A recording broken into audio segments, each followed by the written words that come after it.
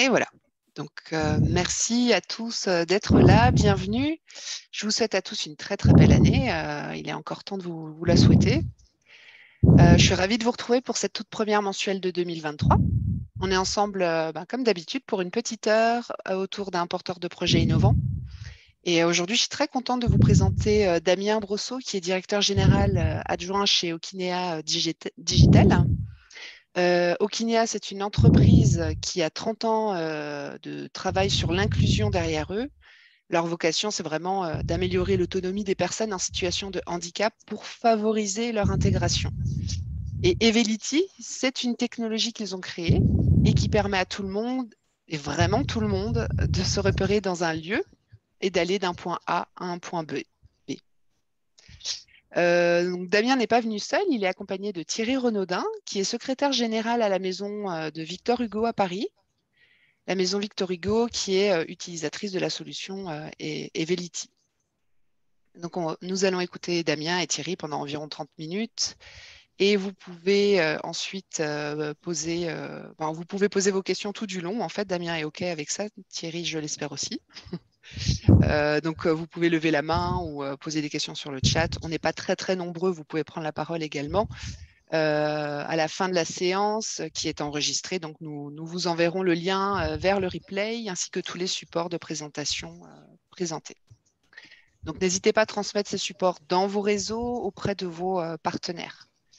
Donc, avant de passer la parole à Damien et à Thierry, je voulais simplement vous dire que la prochaine mensuelle aura lieu le 28 février prochain à 10 heures avec Mocli, qui est une start-up strasbourgeoise qui a développé des outils de jeu pour nos visiteurs. Ils sont simples, clés en main, et ils permettent à nos visiteurs de s'amuser pendant qu'ils sont dans l'attente. Voilà, dans un bureau d'office de tourisme, au restaurant, dans une file d'attente, dans un site, chez un commerçant, lors d'un événement. Voilà. Et je voulais vous dire aussi, vous pouvez vous noter la date du 4 mai prochain. Donc, aura lieu le grand marché des petits producteurs de l'innovation. Donc, comme en 2022, tous ceux qui ont été présentés en mensuel de l'innovation se retrouveront à Strasbourg. Vous pourrez les voir en vrai, essayer leur technologie en vrai. Et il y aura également une conférence inspirante le matin. Donc ça, c'est le 4 mai. Voilà, Damien, Thierry, c'est à vous. Merci Diana et merci Alsace Destination Tourisme pour l'invitation. Merci Thierry d'avoir répondu présent pour ce témoignage. On va l'organiser la conf en deux temps. L'idée c'est que je vous présente la solution, que vous puissiez poser vos questions en 20 à 30 minutes et puis je laisserai la parole à Thierry avec l'objectif qui vous parle un peu de la démarche exemplaire qu'a conduit la maison de Victor Hugo et qui a particulièrement incarné Thierry dans toutes les démarches qu'il a pu conduire sur le label, évidemment, que vous connaissez tous. Euh, donc, sans plus tarder et sans transition aucune, juste vous parler d'Okinea rapidement. En fait, vous nous connaissez sans nous connaître. On fête nos 30 ans cette année. Et donc, Okinea, c'est l'invention des feux sonores qui permettent aujourd'hui aux personnes aveugles de traverser la rue en sécurité au moyen d'une télécommande qu'ils possèdent, qui sont généralement distribuées par les mairies, par les métropoles ou par les CCAS selon. Et donc, derrière cette invention il y a 30 ans, il a fallu conquérir à la fois la base d'usage et évidemment le marché en France et à l'international. On a également aujourd'hui, maintenant, on est un peu plus de 65 des personnes qui font de la mise en conformité d'établissements recevant du public. Et puis, évidemment, de nombreux marchés remportés comme ceux de la SNCF, de la RATP, pour différentes facettes de nos métiers. La facette qui va nous intéresser aujourd'hui, c'est finalement, j'allais dire, c'est presque 30 ans de réflexion aussi sur comment rendre plus de services à plus de personnes en situation de handicap, qui est finalement notre mission, qui est de redonner de l'autonomie et de permettre à tous de participer à une ville plus inclusive dans différents lieux, évidemment, que vous connaissez, hein, que vous gérez même pour certaines et certains d'entre vous, avec toujours cette idée, alors qui est une idée d'un fondamental européen de notre conception de l'inclusion, c'est que c'est pas à la personne en situation de handicap de compenser son handicap ou de compenser un cadre mal bâti, où on n'a pas pensé à tout le monde. Donc c'est vraiment l'idée que la personne n'a pas à payer pour accéder à différents services qui sont au sein d'un ensemble urbain. Sans plus tarder, de quoi on parle quand on parle de handicap? Évidemment, le lieu commun, et vous le connaissez, c'est de dire, bah, c'est d'abord le handicap, évidemment, en fauteuil, c'est effectivement le plus visible. Mais nous, on a coutume de dire que derrière ce grand chiffre d'1,3 milliard de personnes en situation de handicap, qui sont des chiffres issus de la Banque mondiale et de l'Organisation mondiale de la santé, il y a l'idée quand même de faire quelque chose, d'en faire quelque chose de tangible.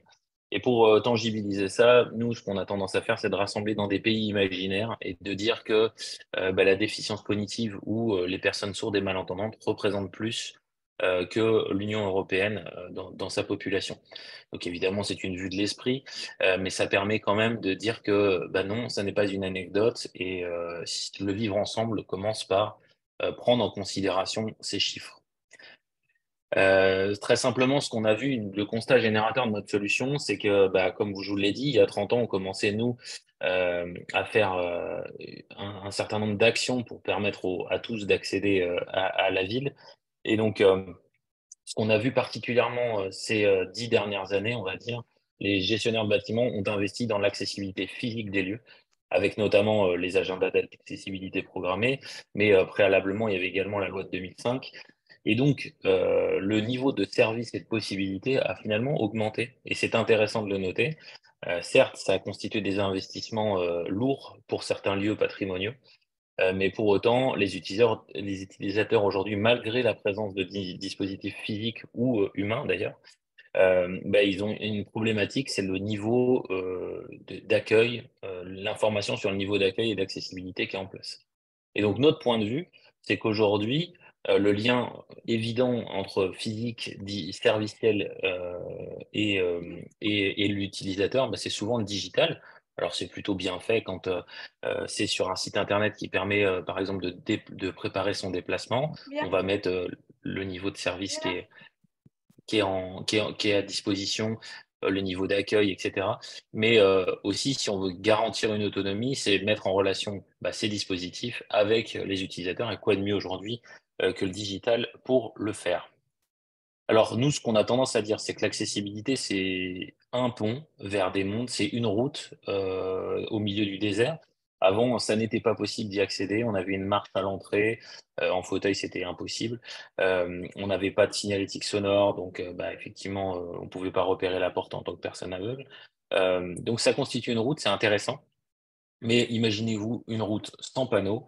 L'évidence, elle est là, c'est que si vous n'aviez pas de panneau, bah, finalement, quand vous conduisez, il se passerait la chose suivante, vous ne sauriez pas où aller. Donc, c'est comme ça qu'on en est arrivé, nous, à formaliser une application de guidage qui s'appelle Evelity. Alors, quand je dis on est arrivé à formuler, c'est-à-dire que, vous le savez, quand on parle d'innovation, il y a le concept, ce qu'on a dans la tête, et puis passer à l'acte et tester à la fois chez des utilisateurs et puis chez des clients, puisque finalement, on est une solution commerciale. Bah, ça demande du temps.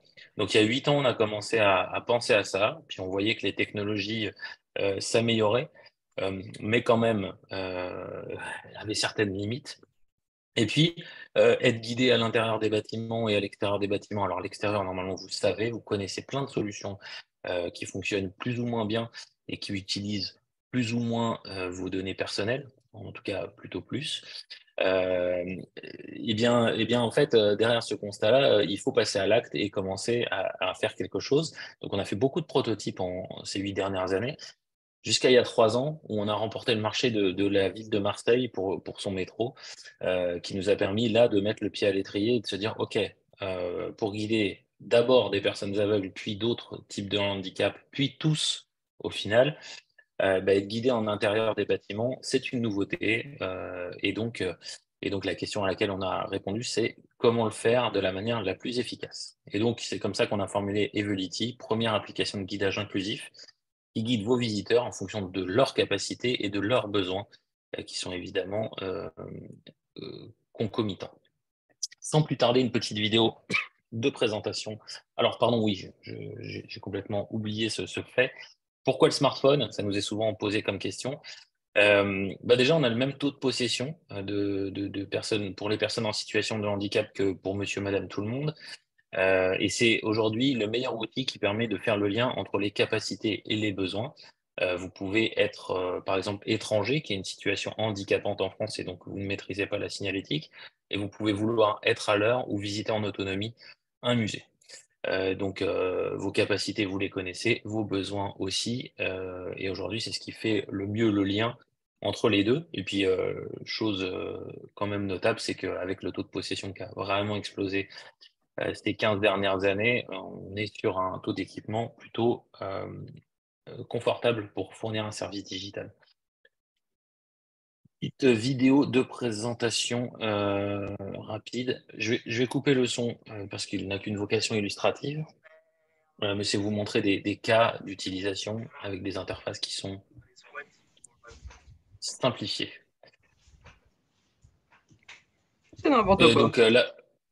Là, on a par exemple le métro de Lyon qu'on a installé récemment, qui permet donc déjà dans les derniers tests du 6 octobre, on a des personnes qui peuvent prendre le métro en toute autonomie en étant parfaitement non-voyants. C'était ça le défi qu'on avait à réaliser. Et puis progressivement, en travaillant avec les autorités de transport et aussi des propriétaires de musées, j'y reviendrai, on s'est aperçu qu'on pouvait rendre ce service à plus de monde. C'est pour ça qu'on a développé la cartographie simplifiée, qui permet de se rendre compte de l'espace environnant et d'être guidé en regardant son téléphone. Donc, on a aussi équipé récemment l'université de Lyon avec la fac de médecine particulièrement, qui fait 70 000 m² avec les extérieurs. Un lycée à Béziers, pardon, j'allais dire à Toulouse. Ça fonctionne sans Internet, ça c'est quand même bien de le noter, c'est qu'on a souvent une problématique. Alors évidemment, il faut télécharger l'application. Et une fois qu'elle est téléchargée, pour les mises à jour, il y a juste besoin d'un peu de connexion Internet, mais sinon ça fonctionne. La géolocalisation fonctionne sans Internet. Et donc plus récemment, on a abordé donc des musées avec notre premier adoptant qui a été le musée de Arles, donc le musée Luma. Et j'y reviendrai. Notre deuxième adoptant qui a été la maison Victor Hugo, pas du tout pour les mêmes objets. Simplement, évidemment, et Thierry vous le détaillera, l'idée c'est que la maison Victor Hugo, c'est le musée en pointe sur l'accessibilité et l'inclusion en France, donc avec tous les labels tourisme et handicap. Et le musée Luma, donc avait évidemment, l'objectif était la non-dénaturation du patrimoine architectural, donc éviter les bandes de guidage au sol. Et on a été reconnu et validé comme solution d'effet équivalent au guidage au sol en étant une solution digitale. Donc, c'est-à-dire qu'on arrive à avoir la précision nécessaire. Donc, le panel d'utilisateurs l'a validé comme ça. Donc, vous voyez, sur une même typologie finalement de lieu qui diffuse évidemment de la culture, qui fait de la médiation culturelle, l'adoption n'est pas forcément pour les mêmes motifs. Alors, de quoi on parle? Juste pour vous illustrer les grandes fonctions. On traite les situations handicapantes multilingues. On va prochainement être en 14 langues.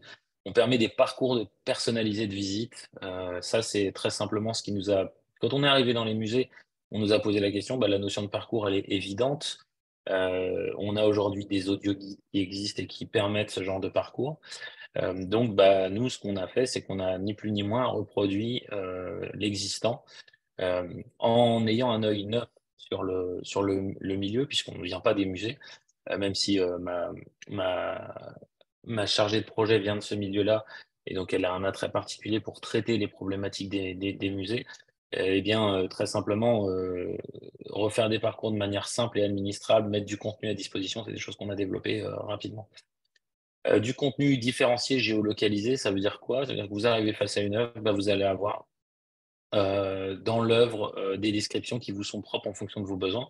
Est-ce que vous avez besoin d'audio description ou est-ce que vous avez besoin de sous-titrage? Évidemment, vous connaissez comme moi, ça ne sert à rien de proposer tout à tout le monde, puisque aujourd'hui, vous mettez vos préférences dans votre smartphone. Et généralement, par exemple, quand vous êtes malvoyant, vous allez avoir des taux de grossissement des caractères qui sont valables pour toutes vos applications. Et donc, nous, on ne redemande pas les préférences utilisateurs aux personnes. Le cœur du système, c'est de la navigation qu'on appelle instruction par instruction. Ni plus ni moins, tournez à gauche, tournez à droite, continuez tout droit, en face de vous, telle œuvre. Et on agit notamment comme on a commencé avec les malvoyants, avec une logique d'assistant vocal.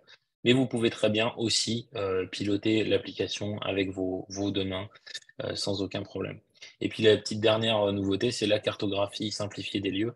Là, on l'a mis en place pour le musée Rigaud à Perpignan, puisque l'objectif, c'est de permettre à tous de se rendre compte de l'espace. Je ne dis pas que ça sert à tout le monde d'avoir une carte, je dis juste que ça permet à certaines personnes d'avoir des points de repère dans l'espace et d'aller chercher les contenus directement sur la carte. Je vais passer rapidement ça. Je vous l'ai mis plutôt à des vocations qui font aussi, nous, notre originalité, c'est qu'on passe notre temps à tester. L'année dernière, pas loin de 600 testeurs d'applications pour permettre d'améliorer sans cesse les fonctions qu'on développe.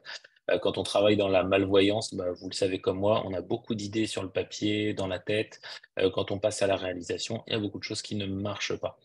C'est aussi le fruit de l'expérience des 30 ans d'Okinia, c'est qu'aujourd'hui, nous, on est aussi en production dans certains lieux, donc on ne peut pas se permettre d'avoir une expérience utilisateur qui est une preuve de concept simple, en fait. Donc, on a vraiment cet enjeu-là de faire partir les personnes dans le bon sens. Ça, c'est rien de le dire, mais c'est déjà beaucoup de travail, parce que souvent, sur des solutions généralistes comme Google Maps, par exemple, vous partez dans un sens, puis vous constatez que le point bleu se déplace légèrement, mais pas dans le bon sens. En tout cas, pas dans le sens où vous vouliez aller. Des interfaces qui sont hautement contrastées. Donc là, la différence entre les deux, vous le voyez, c'est qu'on va s'attaquer à des pathologies visuelles qui sont différentes et donc des besoins différents. Et donc l'interface, on a un nombre de combinaisons d'interfaces qui est assez impressionnant pour pouvoir répondre à tous les cas de malvoyance. Maintenant, une fois qu'on a fait la malvoyance, vous allez me dire, qu'est-ce qu'on peut faire? On peut faire beaucoup de choses. On peut traiter les situations de handicap cognitif qui sont malgré tout pour certains autonomes, donc il y a vraiment une idée et qui utilisent aussi un smartphone. Évidemment, on ne s'adressera pas à ceux qui tiennent un bras en permanence, par exemple, ou qui viennent à plusieurs. L'idée, c'est quand même de laisser les gens dans leur contexte. Si on vient à plusieurs, on n'a pas forcément envie d'être sur une application. Pour les malvoyants, un des gros plus qu'on a constaté récemment, c'est l'intégration du moteur de vocalisation a cappella, qui est le moteur le plus utilisé aujourd'hui dans les solutions pour malvoyants. Donc l'intérêt, c'est que l'application, finalement, ils n'ont pas à faire attention à cette nouvelle voix. Elle est dans généralement pour des personnes aveugles, elle est dans leur univers depuis déjà des années et des années. Donc on a aussi un côté réconfortant d'utiliser cette application-là. Et donc vous voyez bien que quand on crée une solution innovante, ça n'est pas que de la technique. Et la technique, je peux vous en parler pléthorique, parce qu'il derrière, il y a quand même toute une base scientifique sur les géolocalisations qui est vraiment énormissime. Et pour autant, ce qui fait toute la différence, c'est l'expérience utilisateur. Et donc là, l'utilisation d'Acapella, finalement, c'est une solution du marché qui va vous permettre de donner du réconfort à vos utilisateurs et d'avoir une meilleure désirabilité, ce qui est assez incroyable. Il en est de même pour le son spatialisé. Vous entendez les instructions majoritairement à droite ou à gauche, très bien, intéressant de constater que dans 90% des cas, pour des gens qui ont un son spatial, donc des deux oreilles, il y a une meilleure direction qui est prise par les utilisateurs. Des interfaces pour voyants. Vous êtes en fauteuil, vous pouvez utiliser aussi des interfaces vocales. On l'a constaté sur le village olympique dans les tests utilisateurs. On a des personnes qui vont utiliser le haut-parleur pour avoir un guidage vocal et éviter de se saturer avec des interfaces visuelles. Donc c'est quand même assez paradoxal, je trouve, dans la conception d'une interface smartphone, de n'être basé que sur du vocal, puisque par essence du smartphone, c'est un dispositif visuel. Et donc on se retrouve, nous, à avoir de meilleures réponses en n'ayant que du vocal.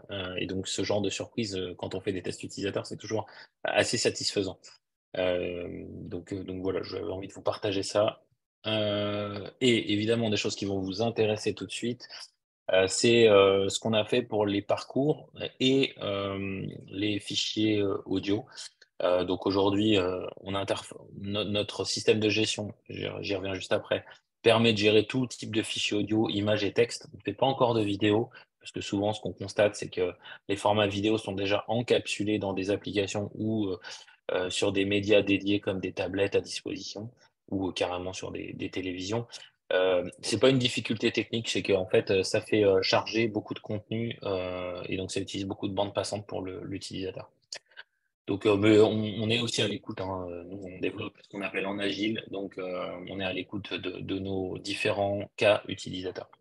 Le petit plus, c'est qu'on fait des liens. Et souvent, je sais que pour des institutions culturelles, des offices de tourisme, on passe un temps infini à mettre à jour différents sites, etc. Et puis on se dit, ah, mais ça serait bien que ça pointe vers notre site. Et puis quand on est sur des applications, généralement, on dit, ah bah non, mais ce sera pas possible. Donc nous, c'est le petit avantage qu'on a, c'est qu'on gère nativement l'intégration de contenus qui sont disponibles sur vos sites.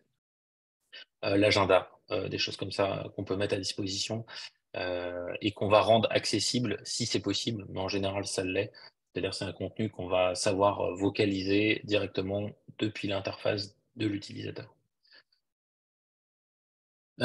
Juste très rapidement, sans rentrer dans le détail technique, parce que ça vous intéressera pas forcément, mais quand même pour la curiosité, on a ce qu'on appelle une solution en 3 couches. La première couche, c'est le système de positionnement. Quand vous êtes à l'extérieur, vous utilisez les satellites pour vous localiser. Très bien. À l'intérieur, ça ne fonctionne pas. Donc, l'idée derrière tout ça, c'est d'avoir un système qui fonctionne avec des balises Bluetooth. Ça fait plus de 10 ans que ça existe, les balises Bluetooth.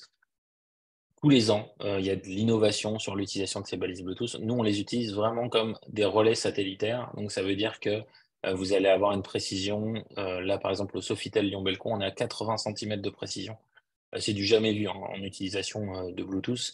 Et donc, vous avez pu voir et constater, et le Louvre, le premier, a été une des institutions culturelles à utiliser du Bluetooth pour faire de la géolocalisation et ça ne fonctionnait pas.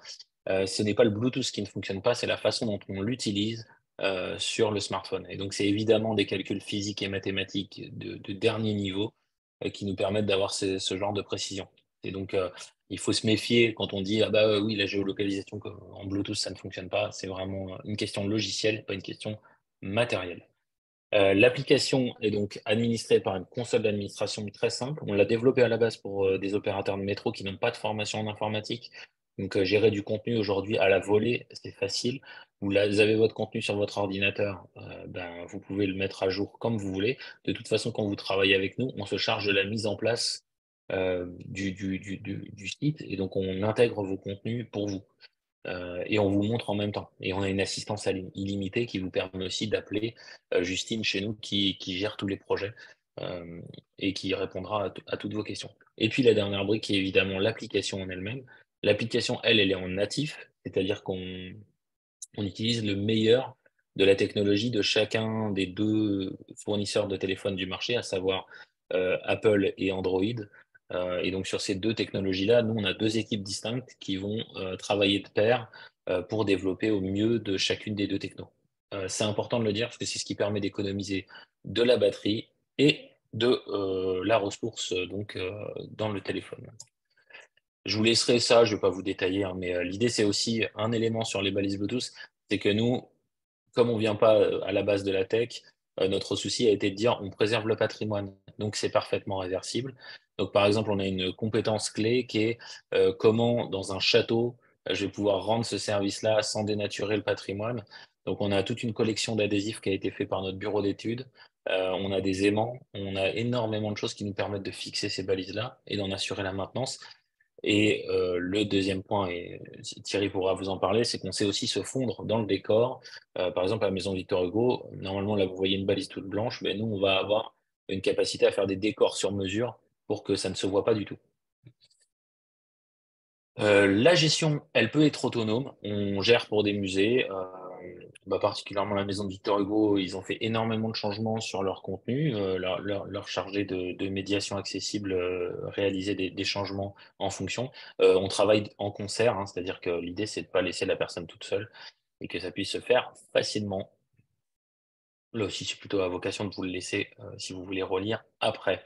Un des éléments qui fait notre différence sur le marché, c'est évidemment qu'on ait une approche industrielle du code. On n'est pas là pour faire des preuves de concept, c'est compliqué hein, parce qu'on doit itérer très vite et en même temps livrer des clients. dans une logique de fiabilité. Oui, par exemple, sur la maison Victor Hugo, au départ, on a eu des problèmes parce que c'était la première fois qu'on mettait les pieds dans un musée avec énormément de confiance de Thierry et des retours plutôt bienveillants de clients. Et c'est agréable de travailler avec des clients qui nous font des retours. Vous pouvez toujours compter sur nous pour répondre. En fait, c'est aussi ça le sujet, c'est que nous, on est dans une logique d'intimité avec les clients et on veut que ça fonctionne. Donc, on sait que des fois, il y a des cadres de marché public qui sont parfois contraignants, mais on sait aussi, nous, donner le maximum pour que le client il soit content à la fin et que l'utilisateur soit évidemment content. Deux éléments scientifiques, on travaille sur la géolocalisation au pas. Voilà, je ne détaillerai pas davantage, mais c'est des choses qu'on fait, des travaux très profonds qui ont pour vocation à se passer des balises Bluetooth dans un avenir qui est compris entre 3 et 5 ans. Ça changera beaucoup de choses pour nous, pas pour le client, puisque nous, on vend un service complet. Donc, c'est nous qui venons disposer les balises, entretenir si besoin. Donc, voilà. Et je finirai là-dessus. Aujourd'hui, on est donc la première solution digitale de guidage inclusif. Ça, c'est parce qu'on voulait le faire. On l'a fait, on a mis le temps à le faire. Ça fait maintenant 3 ans qu'on est en développement intensif et quasiment 2 ans qu'on commercialise la solution, mais on y va prudemment. Et on vient d'être lauréat du plan d'investissement d'avenir 2022, étant aujourd'hui comparé à une solution. J'ai bien aimé, c'est le siècle digital qui a fait un article sur nous hier, sur les lauréats de Innov, donc le plan d'investissement d'avenir, qui disait enfin un espèce de Google Maps inclusif et qui ne tient pas, qui n'utilise pas nos données, comme quoi aujourd'hui le respect des données personnelles devient une priorité. Donc pour illustrer ça, nous ne faisons pas de compte utilisateur et nous avons déposé un dossier qu'on appelle Privacy by Design, c'est-à-dire que par exemple, on travaille dans une exposition en Allemagne, une exposition sur la sensorialité. Eh bien, on a été reconnu comme la solution la plus respectueuse des données personnelles, et sachant que l'Allemagne a déjà une réglementation bien plus restrictive que l'Europe. Donc voilà, vous dire que nous, c'est une attention portée forte à ce sujet-là. Et puis, on est une solution qui est en cours de mise en place. On a eu le go hier officiel pour le village olympique sur la Solidéo, c'est-à-dire qu'on sera la solution de guidage de référence sur ce sujet, donc qui est le sujet de l'inclusion et de la mobilité des personnes à l'intérieur et à l'extérieur des bâtiments. Quelques références que je ne détaillerai pas. Avant de laisser la parole à Thierry, est-ce que vous avez des questions de précision?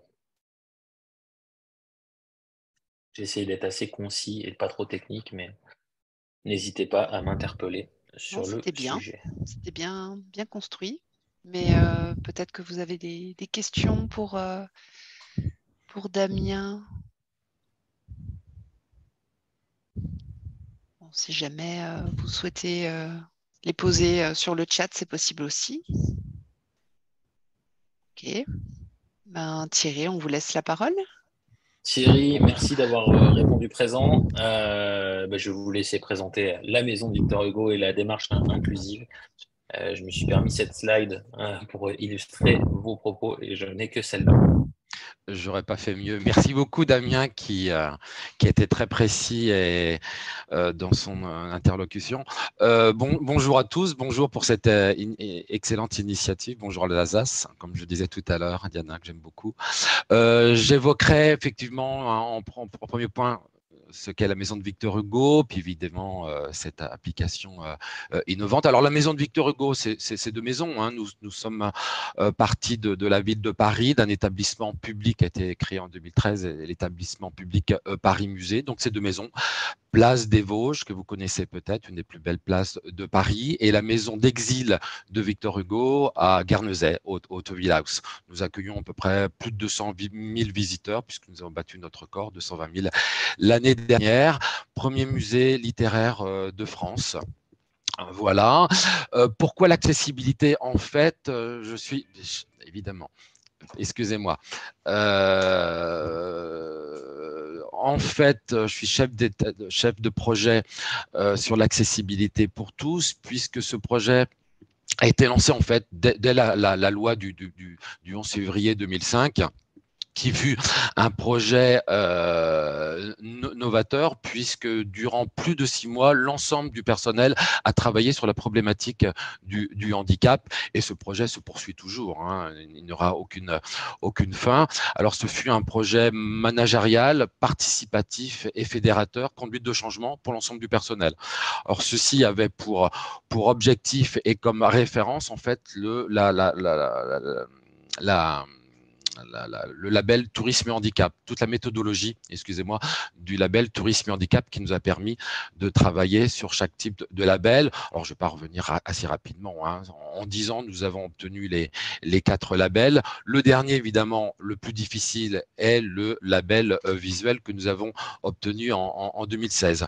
Pour terminer, sur la Maison de Victor Hugo, nous avons obtenu le prix Apage en 2012 et le prix Patrimoine pour tous du ministère de la Culture en 2016. Et désormais, l'accessibilité universelle fait partie intégrante de l'image du musée, voilà, de la Maison de Victor Hugo. Alors, Evelity, pourquoi Evelity? Puisque nous avons travaillé sur l'ensemble des types de handicap. Et pour moi, l'application permet vraiment d'éviter la discrimination.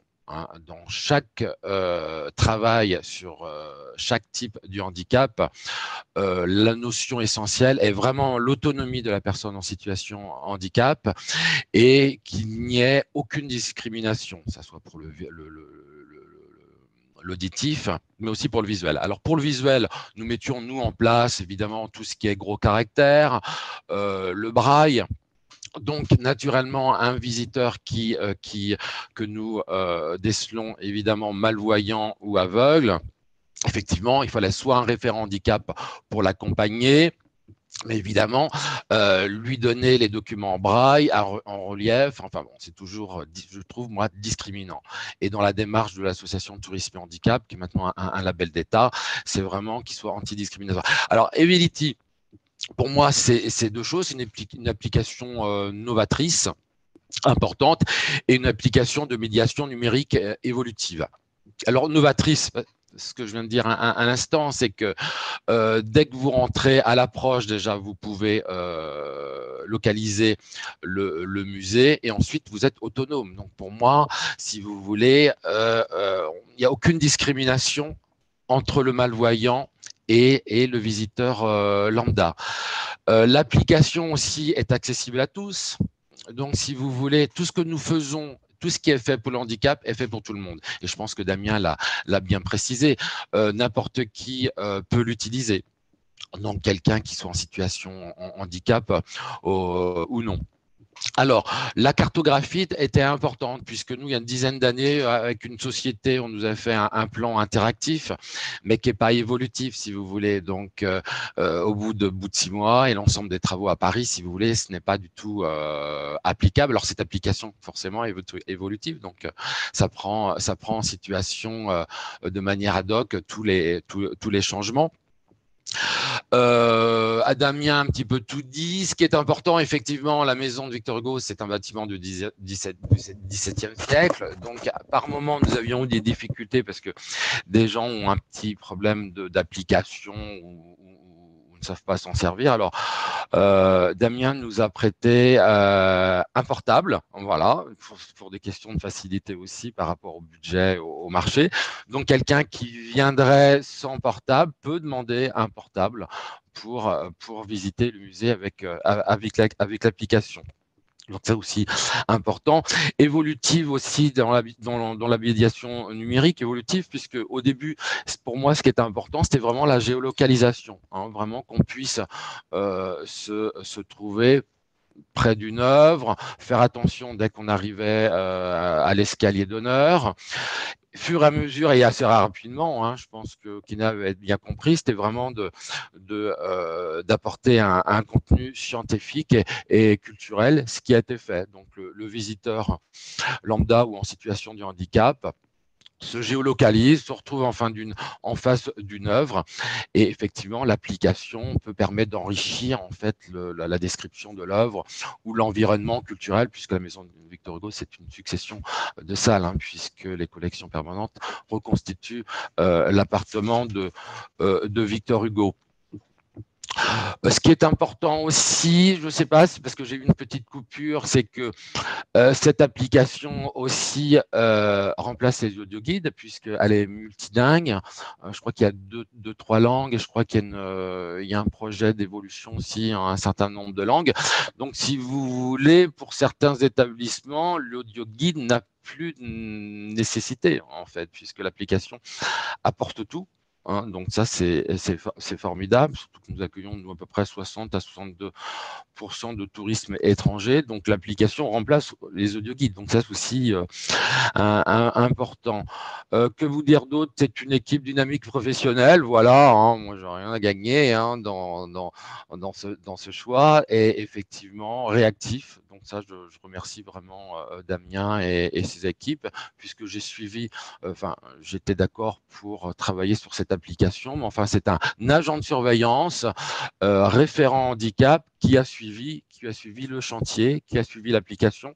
Donc, vous voyez, c'est quelque chose qui peut être aussi suivi par un collaborateur agent de surveillance, vous voyez, qui est un petit peu sensibilisé, donc facile à lancer. Je pense que l'évolution sera aussi continuelle. Hein. Je crois que c'est aussi l'objectif de Hockey.Air.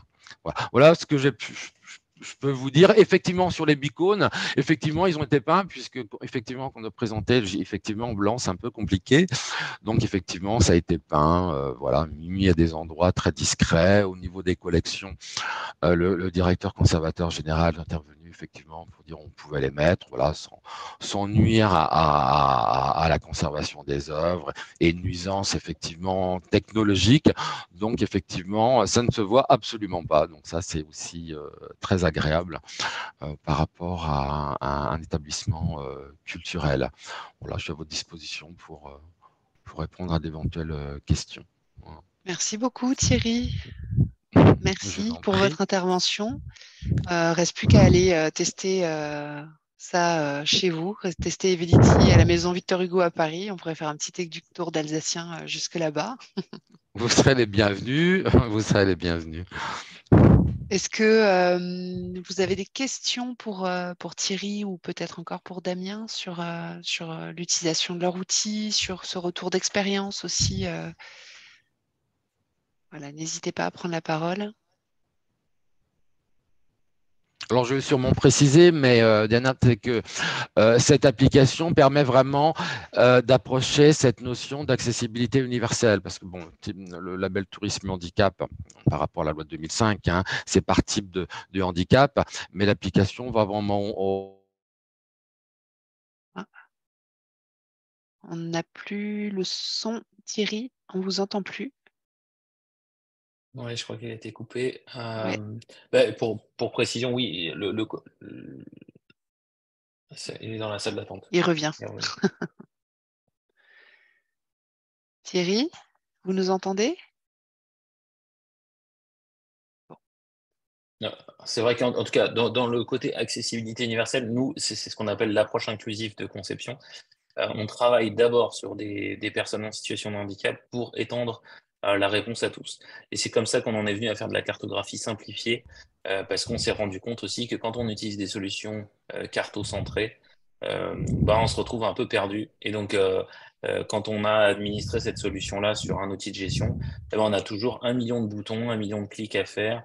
Et en fait, nous, c'est ça qu'on voulait pas, parce qu'en fait, on est aussi utilisateur de ce genre de solutions potentiellement, et on veut quelque chose qui prenne le moins de temps possible à administrer, ça c'est le premier point, et à utiliser évidemment. Donc le moins d'apprentissage possible, même si, il faut le dire, être guidé en milieu intérieur par un smartphone, c'est un nouvel usage. Donc à l'extérieur, on a plus l'habitude. À l'intérieur, il y a un côté un peu étonnant, étrange à l'utilisation lors des premiers moments, parce qu'on a du mal à croire que ça puisse nous guider de manière si efficace.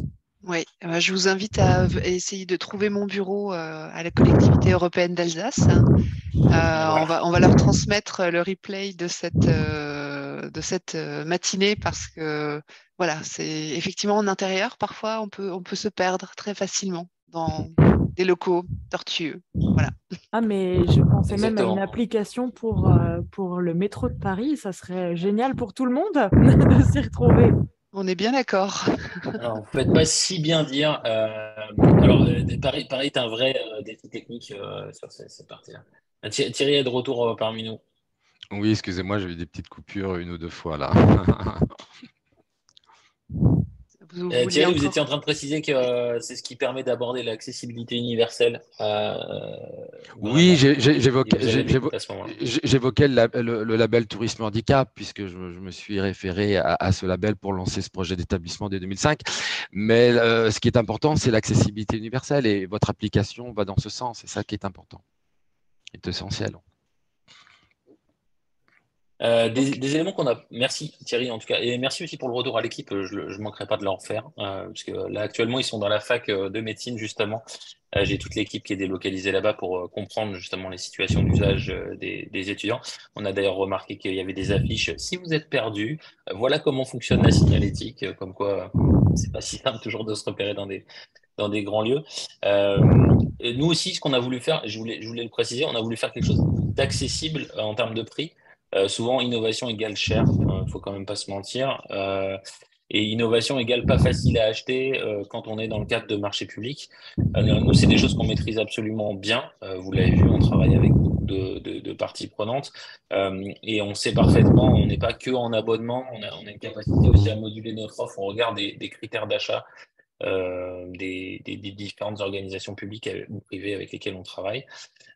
Juste pour vous donner un ordre d'idée de coût, parce que souvent c'est ça qui se pose comme question et on n'ose pas forcément engager une réflexion commerciale avec nous ou d'autres, hein. Nous, on couvre les surfaces ouvertes au public, particulièrement dans des musées, sur des lieux où on va circuler comme par exemple des hôtels de région, des choses comme ça. On va couvrir que les couloirs, et pas les bureaux ou les salles de conférence. Et donc, sur la base d'une couverture juste des espaces de circulation, on est à 3 euros par mètre carré de surface couverte. Donc, généralement, vous prenez votre plan, vous surlignez les couloirs ou les zones de circulation et vous avez vos nombres de mètres carrés, vous multipliez par 3 pour avoir une première approche budgétaire qui vous donne le coût d'installation tout compris. Voilà. Donc, on a essayé de faire quelque chose de simple. On est aussi à disposition, évidemment, pour travailler si c'est trop cher. Généralement, c'est pas le retour qu'on a pour l'instant. Et on travaille aussi avec des fondations. Si vous avez des questions là-dessus, on sait parfaitement remplir des dossiers de demande de subvention ou soutenir quelqu'un qui est en posture de demander des subventions. On a vraiment toute une façon de documenter notre approche qui est de dire, bah, de toute façon, on a les descriptifs fonctionnels, etc. En général, quand vous travaillez avec nous, vous n'êtes pas tout seul à remplir votre dossier. C'est ce que je voulais dire. Tout à fait. Et s'agissant de l'expérimentation de projets innovants, il y a également comment dire, un effort au niveau national par rapport au Code des marchés publics. Si on arrive à justifier du caractère innovant de la solution, on peut s'épargner une consultation. Voilà. Pour le coup, c'est pas trop dur de justifier du caractère innovant puisque vu le nombre de concours d'innovation qu'on a remporté sur le sujet, Voilà. c'est plutôt simple. Pour autant, on est dans un champ concurrentiel, hein. Il y a des solutions qui ont un effet dit équivalent à la nôtre, qui sont parfois moins performantes, enfin souvent moins performantes, il faut le dire, ou souvent pas sur le sol français. Typiquement, nous, on a fait le concours du métro de New York. On a rencontré des concurrents qui ont vraiment une approche analogue à la nôtre, mais ils ne sont pas du tout sur la France parce que bah, le territoire français impose la langue française et donc est compliqué pour des entreprises étrangères à aborder tout simplement. Ok, on arrive au bout de notre D'autres questions, petite voilà. heure. Voilà, si vous voulez prendre la parole, c'est le moment ou jamais. Et dans tous les cas, on vous enverra les supports de présentation. Et est-ce qu'on clôt la séance? C'est bon? Ok. Ben, merci à tous en tout cas de vous être connectés ce matin. N'hésitez pas à faire suivre cette information en fait à qui de droit dans vos organisations. Damien est à votre disposition pour toute question à poser en direct par rapport à vos cas éventuels d'utilisation. Et moi, je vous dis à très bientôt pour une prochaine mensuelle de l'innovation. Bonne journée à tous. À bientôt. Au revoir. Bonne journée, au revoir. Merci, à bientôt. À bientôt, merci.